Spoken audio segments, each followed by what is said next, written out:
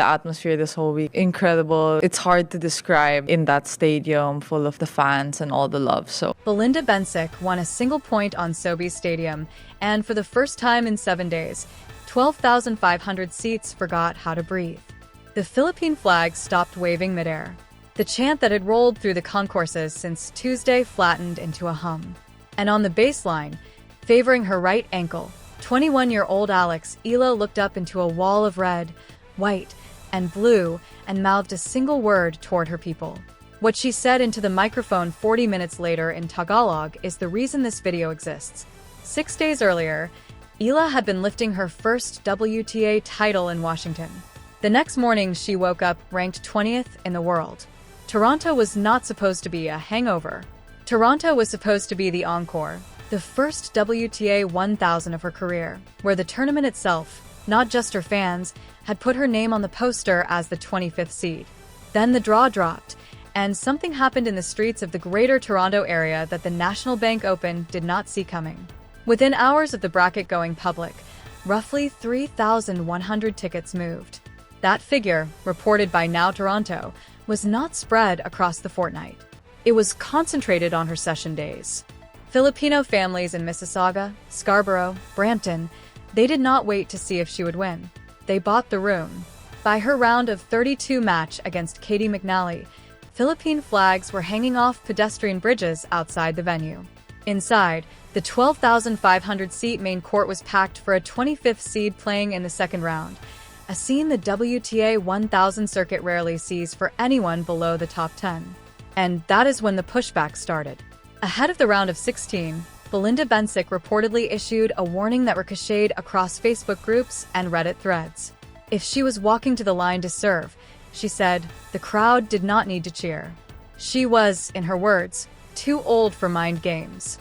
The exact target of that quote has been reframed by aggregators, but the message landed on Filipino tennis Twitter within hours, and the etiquette purists piled on behind her.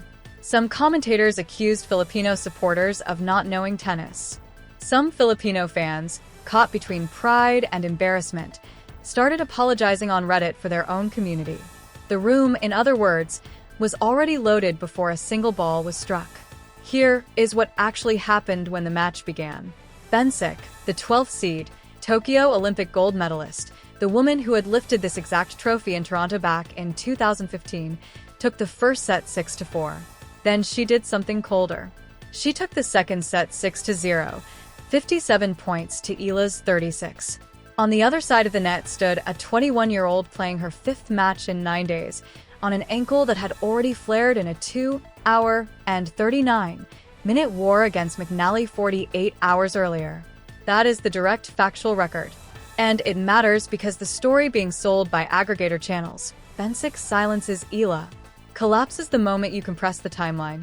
Monday of the previous week, Eala was preparing for a DC Open final.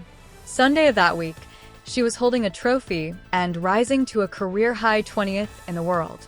Wednesday of Toronto week, a 3-set thriller and a compromised ankle. Sunday of Toronto week, bageled in the second set. For life-changing events in 6 days. Then came the visual that lit up every YouTube feed in the Philippines. Broadcast cameras panned across Sobeys Stadium in the changeover after match point, and the stands were visibly thinner. Aggregator videos launched within hours. Sobeys Stadium goes empty. Filipino fans walk out. No official tournament data has confirmed a coordinated walkout. What the footage does confirm is simpler and, in some ways, bigger. When Eala left, a measurable part of the crowd left with her. This was not a walkout of protest. This was proof of ownership.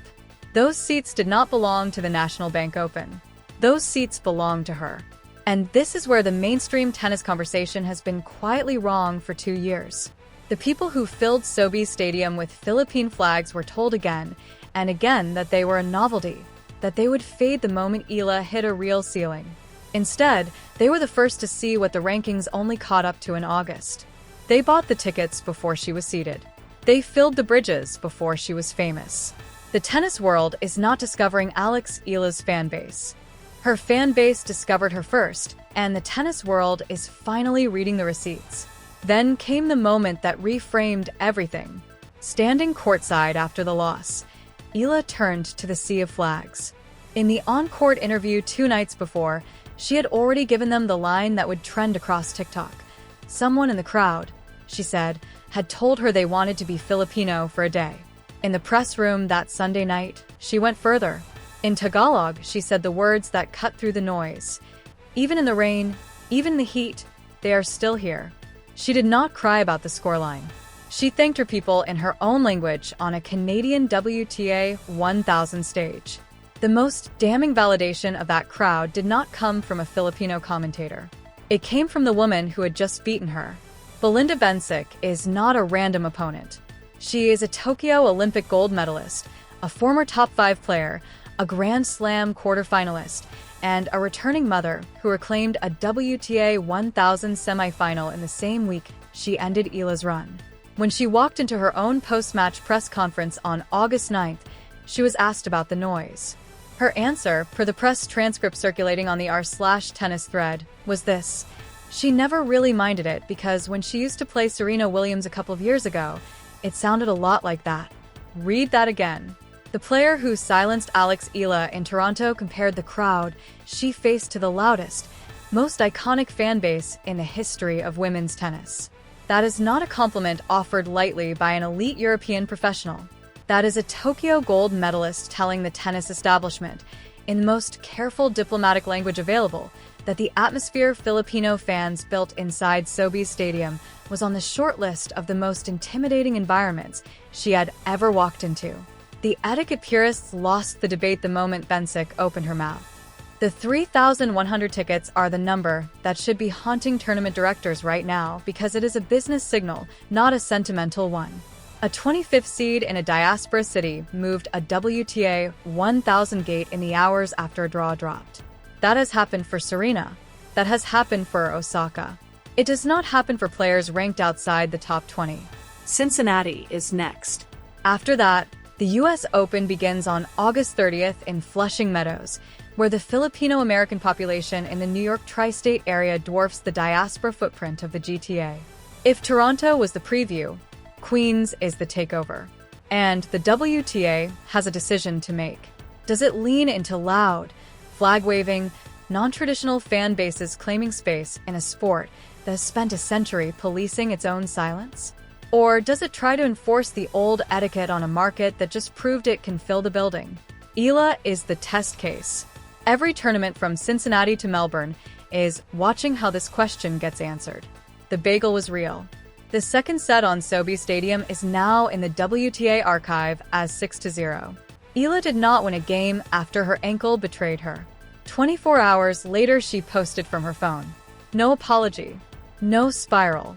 A short laser trip in Toronto, she wrote before Cincinnati. A 21-year-old giving herself one day of the city she had just conquered emotionally on the way to the next tournament on the entry list. In her presser, she told reporters she knew it might be her last time on that stadium this year, thanked the fans in the Philippines who had stayed up through the night to watch, and said she would come back stronger. From bagel to next main draw, potentially 2 days. 3,100 tickets before she was seated. Philippine flags on the bridges before the first serve. A Tokyo gold medalist comparing the noise to Serena. And a 21-year-old standing on a compromised ankle telling 12,500 people in Tagalog that they showed up in the rain and in the heat. Toronto did not go silent because Alex Eala lost. Toronto went silent because the building, the broadcast, and the tour all realized at once that a young woman from Manila had become the only reason those 12,500 seats were sold in the first place. So, here is the real question for the comments. If Cincinnati and Flushing Meadows get the same Filipino takeover the GTA just delivered, is that the future the WTA embraces, or a problem the tour tries to quietly fix? Stake your claim below. If you were one of the ones flying the flag before the seedings came out, before the DC trophy, before the 20th ranking, this channel is the room for you. Subscribe and stay in it. There is a community here that saw this coming.